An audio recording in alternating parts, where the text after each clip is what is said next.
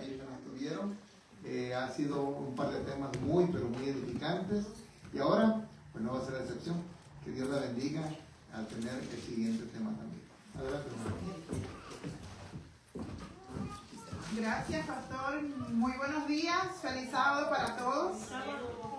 Muy agradecida, realmente muy feliz de haber estado con ustedes este tiempo. Que les aseguro, la más bendecida de todos he sido yo. Y justamente por eso quiero agradecer a Dios, porque ha sido de gran bendición. Este es un tema del que creo que no hablamos todo lo que deberíamos hablar y que lo necesitamos mucho más de lo que creemos que necesitamos, ¿verdad? Creo que como un poquito nos conformamos a veces y creemos que porque nos reunimos, venimos a la iglesia, estamos unidos o juntos, creemos que ya es suficiente. Sin embargo, esta mañana nos daremos cuenta de que hay todavía un poquito más. Así es que les invito a que juntos oremos en esta ocasión. Gracias, Señor. Una vez más te agradecemos por tu ejemplo, por tu amor, por tu misericordia, por tus bondades y por la salvación. Muchas cosas tenemos en nuestros corazones por las cuales agradecemos. Pero hoy te agradecemos porque tú nos hablas a través de tu palabra. Y esta mañana queremos que una vez más puedas hablar a esta iglesia y a nuestros corazones. Hazte presente en nosotros, Espíritu Santo, porque te lo pedimos en el nombre de Jesús. Amén. Esta mañana en nuestra iglesia aquí, porque esta también es mi iglesia, ¿verdad? Porque somos todos un cuerpo, somos una iglesia mundial, universal, es decir, que no es una iglesita aquí, otra iglesita allá, así es que todos somos el mismo cuerpo donde Cristo es la cabeza.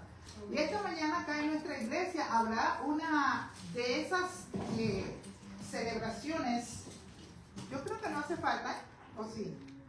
De esas celebraciones extraordinarias en las que podemos participar. Y es la cena que fue instituida ¿por quién? Por el mismo Jesús. Es decir, es algo no inventado por una organización, por un grupo de personas, por alguien aislado, sino es algo que nos dejó. El mismo Jesús lo dejó a sus discípulos para que nosotros también lo pudiéramos tener como un recordatorio de que un día, muy pronto, también ¿qué cosa va a suceder? Lo vamos a celebrar ¿con quién? Con el mismo Jesús en la eternidad. ¿Se han imaginado ustedes cómo será ese momento? ¿Cómo será esa cena? ¿Cómo será esa celebración? Personas de todas las razas, de todas las edades, de todas las épocas, estaremos reunidos para recordar ese maravilloso sacrificio de Cristo Jesús por ti y por mí. Pero anoche estuvimos hablando de la unidad ¿en qué? En el propósito, ¿verdad? También hablamos unidos ¿en qué? En la verdad. Y yo quiero preguntar en esta mañana, cuando los discípulos se reunieron con Jesús en ese lugar especial que ellos tenían, que le llamaban ¿cómo? El aposento alto, tenían un propósito, estaban unidos los discípulos y Jesús con un propósito, ¿sí o no? Sí, por supuesto que tenían un propósito, porque Jesús los había llamado. Les había dicho a algunos, ya no vas a ser más pescador de hombres, no vas a pescar más peces, sino ahora vas a ser pescador de hombres. A otros les dijo, hey, deja de estar cobrando impuestos. A otros los llamó, de diferentes lugares, los llamó ¿con qué? Con un propósito. Y ese propósito era ¿cuál? Predicar el evangelio de salvación. Así es que los discípulos discípulos y Jesús estaban reunidos en el aposento alto y tenían ¿qué cosa? Un propósito. Los discípulos y Jesús estaban reunidos en el aposento alto y estaban unidos por una verdad. Cada uno tenía el propósito de predicar el evangelio, cada uno tenía su verdad, pero la habían traído y estaban ahora con Jesús, que era ¿quién? El camino, la verdad y la vida. Ese Jesús al que habían conocido y decían: conoceréis la verdad y la verdad os hará libres. Así es que vemos que los discípulos estaban reunidos con un propósito, con una verdad. Y ahora les pregunto, ¿estaban unidos por un mismo espíritu?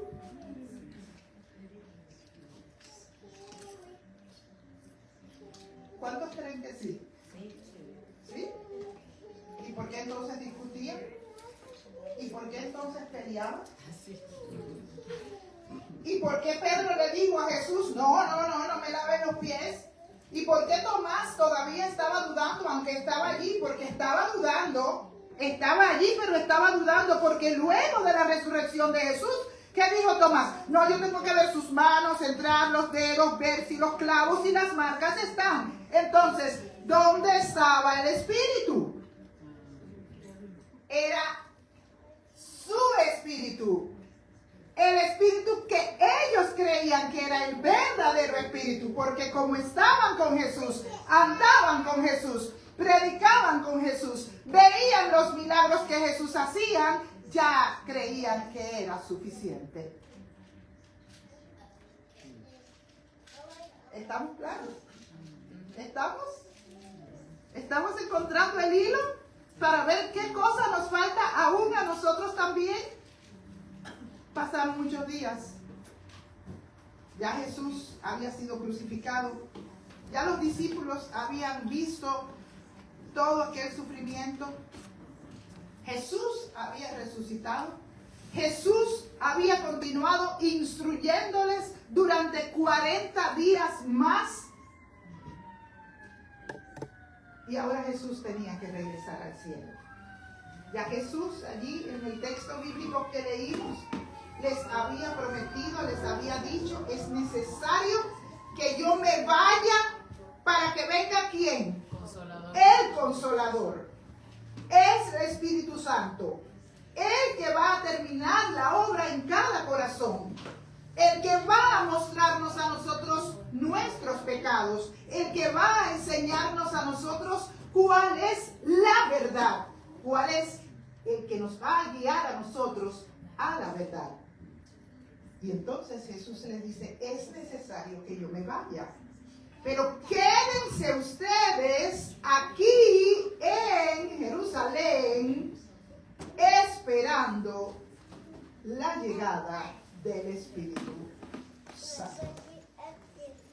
Los discípulos tenían el propósito, tenían con ellos la verdad, no solamente la verdad de la escritura, de la palabra, de la promesa, sino la verdad que era Jesucristo. Sin embargo, aún les faltaba el Espíritu. Vamos ahora a buscar en el libro de Hechos, en el capítulo 1, los versículos 12, 13 y 14. Libro de Hechos, capítulo 1, versículos 12, 13 y 14. Y dice allí: entonces volvieron a Jerusalén desde el monte que se llama del Olivar, el cual está cerca de Jerusalén, camino de un día de reposo. Y entrados, subieron al aposento alto, y allí menciona a todos los discípulos, menos ¿a quién? A Judas. Todos estos perseveraban unánimes en oración y ruego con las mujeres, con María, la Madre de Jesús, y con sus hermanos. Dice la palabra que perseveraban unánimes. ¿Y en qué más? Y en oración. Es interesante ver cómo los hijos de Dios, cuando desean buscar la voluntad del Padre, no están ociosos. Y aunque Jesús les había dicho que debían estar allí y esperar la llegada del Espíritu Santo, no quedaron ociosos. Se mantuvieron, ¿qué cosa? Oración. En oración, en ruego, en comunión constante con el Señor. Y vemos allí como Pedro también les predicaba la palabra, y también vemos a Pedro como un excelente líder que era ahora, buscando al sucesor de Judas. Es decir, pasaron 10 días, pero no fueron 10 días de ociosidad, sino fueron 10 días de búsqueda intensa de una relación real con el Señor. Y vemos allí por primera vez cumplida la profecía que encontramos en el libro de Joel, capítulo 2, los versículos del 28 al 32. En el libro de Joel, capítulo 2, versículos 28 al 32. Una promesa que puede ser una realidad para nosotros hoy si buscamos también la presencia de Dios como Él desea que nosotros lo hagamos. Y dice allí, y después de esto, derramaré mi espíritu sobre toda carne. ¿Después de qué? ¿Qué había sucedido en la vida de los discípulos? ¿Habían estado unidos con un propósito? ¿Habían estado unidos por una verdad? ¿Habían estado unidos en oración? ¿Habían estado en acción? Trabajando, buscando, haciendo lo que Dios esperaba que ellos hicieran. Y dice, derramaré mi espíritu sobre toda carne, y profetizarán vuestros hijos y vuestras hijas, vuestros ancianos soñarán sueños, vuestros jóvenes verán visiones, y también sobre los siervos y sobre las siervas derramaré mi espíritu. Dios no hace acepción de personas. Dios no divide niños, adultos, jóvenes. Dios quiere que trabajemos como unidos para la gloria de Dios. Unidos con un propósito. Unidos en una verdad. Unidos en un mismo espíritu. Y vemos todas las demás cosas que allí se mencionan. Y lo que quiero hacer resaltar en este tiempo es que esa promesa hoy también puede ser una realidad en nosotros, en esta iglesia, en la iglesia de Dios en toda parte del mundo, porque Jesucristo es el mismo ayer, hoy y por los siglos, y Jesucristo, que es la verdad, es el mismo hasta la eternidad. Amén. Así es que es mi gran deseo que el Señor pueda derramar su espíritu sobre cada uno de nosotros, y veremos nuestras bancas llenas, veremos que nuestras iglesias van a tener que ser aumentadas de espacio, de tamaño, porque las personas, así como sucedió en ese momento, que recordemos después del derramamiento del Espíritu Santo, como Pedro comenzó a predicar. ¿Y cuántos se bautizaban? ¿Cuántos se convertían? 5, 10. Y a veces estamos felices cuando vemos que, ay, bautizamos 15 este año, 10, 5, 7. No, aquí por años no hemos bautizado. Así no sucede en la iglesia. Sin embargo, vemos cómo que pasaba cuando el Espíritu llegó sobre los discípulos y sobre todos los que le seguían, porque dice que habían mujeres, habían otras personas que no eran solamente los apóstoles, los que estaban reunidos esperando la llegada del Espíritu Santo.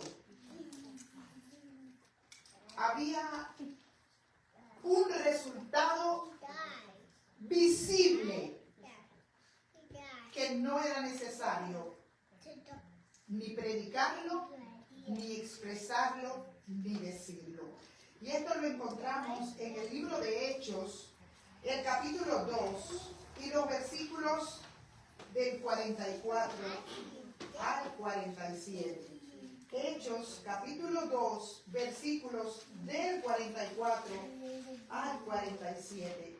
Y dice: todos los que habían creído estaban juntos, tenían en común todas las cosas, vendían sus propiedades, sus bienes, los repartían a todos según las necesidades de cada uno, y perseverando unánimes cada día en el templo, partiendo el pan en las casas, comían juntos con alegría y sencillez de corazón, alabando a Dios, teniendo favor con todo el pueblo, y el Señor añadía cada día los que habían de ser salvos.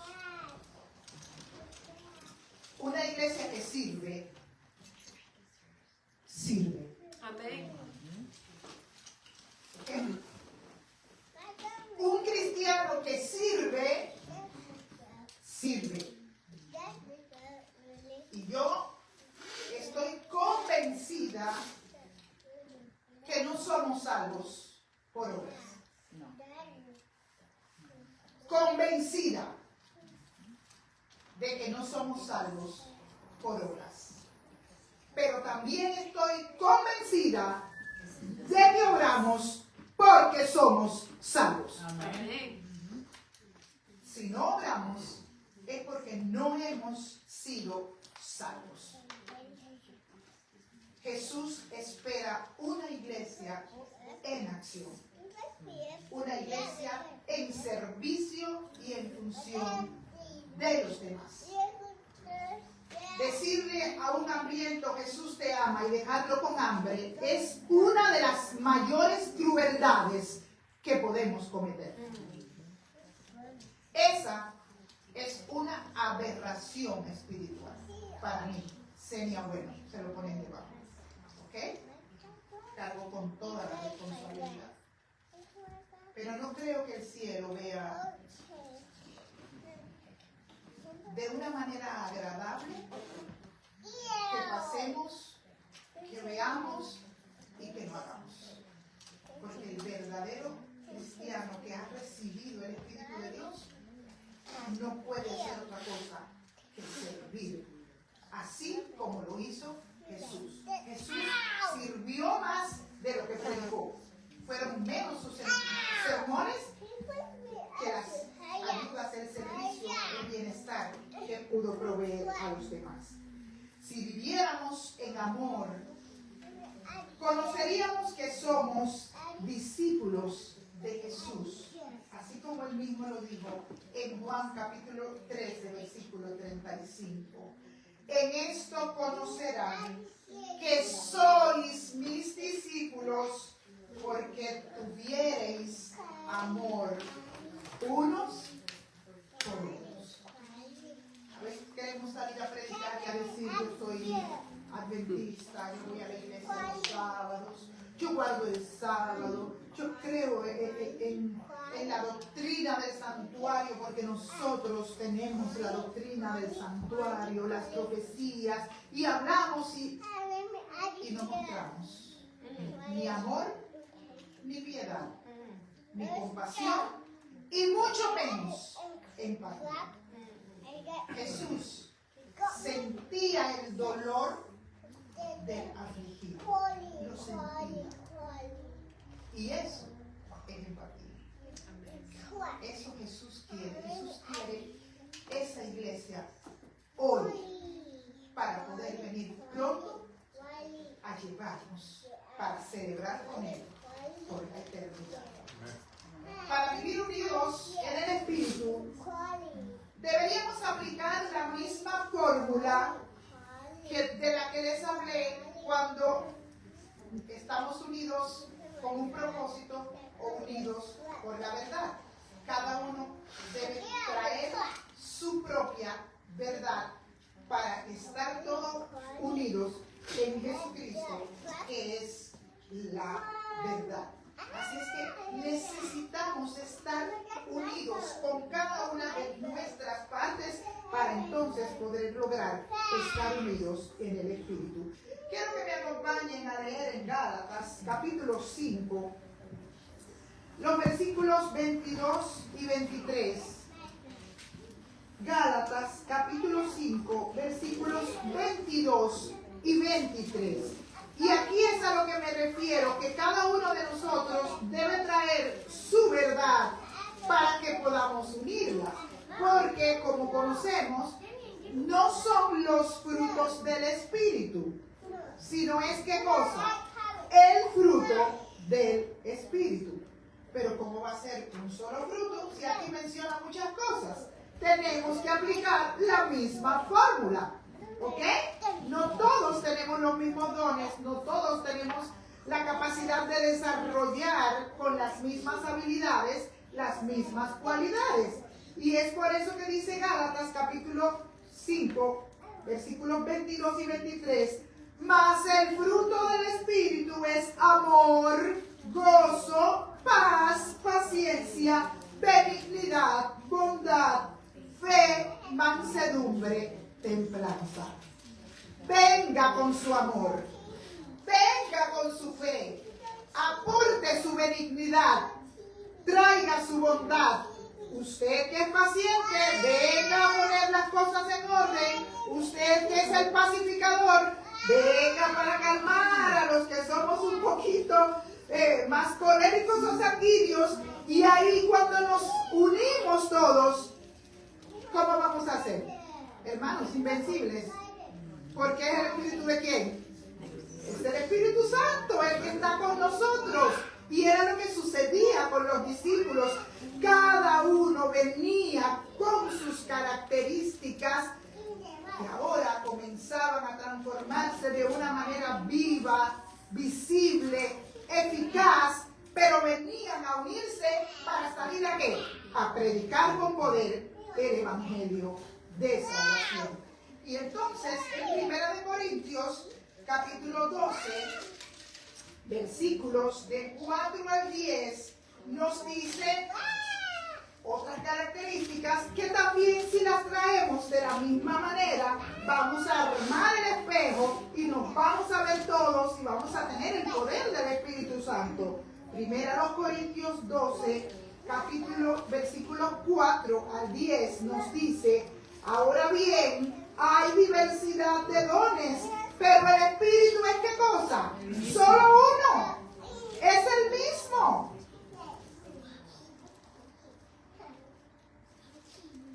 Pero cada uno, y hay diversidad de ministerios, pero el Señor es el mismo. Hay diversidad de operaciones, pero Dios, que hace todas las cosas en todos, es el mismo. Pero a cada uno le es dada la manifestación del Espíritu para provecho. Querido hermano, el Espíritu está a la disposición de todos. No es para unos sí y para otros no. No es para los más talentosos sí y para los menos talentosos no. No es para los que creemos que tenemos más dones o talentos y otros que creemos que no tenemos ninguno, pero todos tenemos. ¿Ok? Dice, porque a este es dada por el Espíritu palabra de sabiduría, al otro palabra de ciencia, según el mismo Espíritu, a otro fe, por el mismo Espíritu, a otros dones de sanidad, por el mismo Espíritu, a otros el hacer milagros, a otros profecía, a otros discernimiento de espíritu, a otros diversos géneros de lengua y a otros interpretación de lenguas. Pero todas estas cosas las hace ¿quién? Un mismo Espíritu, repartiendo a cada uno en particular como quiere. Si no soy yo la que voy a repartir, no es usted el que va a repartir, es el mismo Espíritu. Y Dios da a cada cual según que defiende. Pero somos nosotros los que debemos tomar la decisión de ponernos al servicio de Dios para que Él pueda derramar su Espíritu en ti y en mí. La unidad en el Espíritu da poder a su iglesia. Amén. Amén. Abre puertas a milagros. Hermanos, cuidado con el temor que a veces tenemos a los milagros. Los milagros son bíblicos y siguen siendo bíblicos. Y hoy también hay milagros. Dios hoy hace milagros. Y si no hace más milagros, es por nosotros, por nuestra falta de fe y de ponernos en las manos de Dios. Pero la unidad en el Espíritu abre puerta a los milagros. La unidad en el Espíritu glorifica a Dios por encima de nuestros intereses personales. Y lo más maravilloso, la unidad en el Espíritu añade a la iglesia los que han de ser salvados. Permite el cielo que podamos estar unidos en propósito, unidos en verdad y unidos en el Espíritu Santo. ¿Quieres pedir a Jesús que derrame su Espíritu? Vamos a cantar un himno que me gusta mucho. Es como una oración en la que podemos decirle al Espíritu Santo: ven, ven a controlar mi vida, ven a transformar mi corazón, ven a hacerme una nueva criatura en Cristo Jesús. Ven a quitar todo lo malo de mi vida, todo mi ego, todo mi orgullo, toda mi vanagloria, mi vanidad, y hazme un ser humilde, lleno de amor al prójimo, lleno de amor a Jesús. Cambia todo lo que hay mal en mí. Cámbiame, Espíritu Santo, lléname, purifícame con la sangre de Jesús.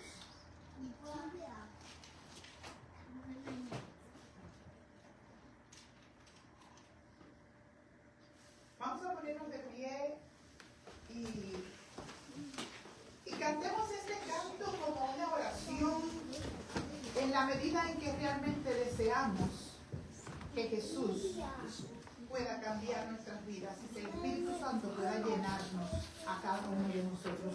Porque hay algo que Dios y su Espíritu y nuestro Jesucristo, nuestro Salvador, nunca van a hacer. Y es obligarnos. Nosotros tenemos que entregarnos. Nosotros tenemos que aceptar. Nosotros tenemos que decirle: Espíritu Santo, purifícame Con la sangre de Jesús, que los temas hoy nuevo estén moldeados por tus manos, y que haces en mi vida tu voluntad. Ven, Espíritu Santo, ven, controla mi vida.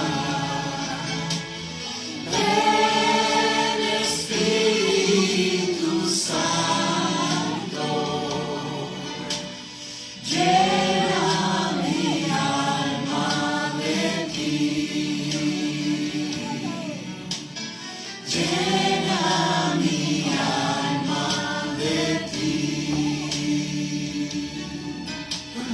Cámbiame, Espíritu Santo, lléname, purifícame con la sangre de quiero ser un vaso nuevo, ser moldeado por tus manos. Quiero que hagas en mi vida tu voluntad.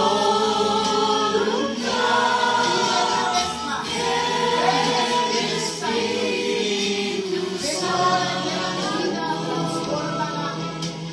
ven controla mi vida.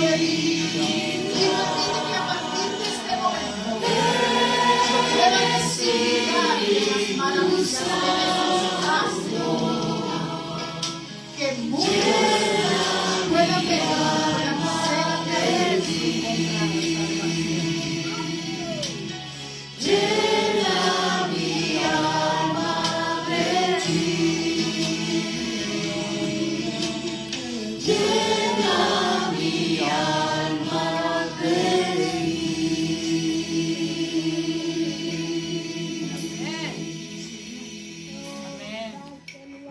Espíritu Santo, gracias por ser tan especial, que eres capaz de trabajar una y otra vez en nuestras vidas, en nuestros corazones duros y de piedra, para transformarlos en corazones de carne, donde Jesús, el Jesús que es el camino, la verdad y la vida, puedan habitar y vivir en nosotros. Gracias por descender a nosotros. Gracias por amarnos, Jesús. Gracias por prometernos que un día vamos a celebrar contigo la gloriosa redención. Esa victoria de Jesús en la cruz del Calvario, esa victoria al levantarse al tercer día, al ascender a los cielos, al ir a preparar lugar para nosotros y darnos la bienvenida. Ayúdanos para que ninguno de los que estamos aquí faltemos ese día. Que podamos, además de celebrar en este día, celebrar esa gran reunión. Pero permite, Señor, que no estemos solos, sino que podamos venir acompañados de todos aquellos que a través de nuestro testimonio, de nuestras palabras y de nuestras acciones y de lo que el Espíritu Santo ha hecho en nuestras vidas, esos que tú vas a añadir para salvación, también estén con nosotros y podamos compartir. Continúa entre nosotros, porque te lo pedimos con el perdón de nuestros pecados, en el nombre de Jesús.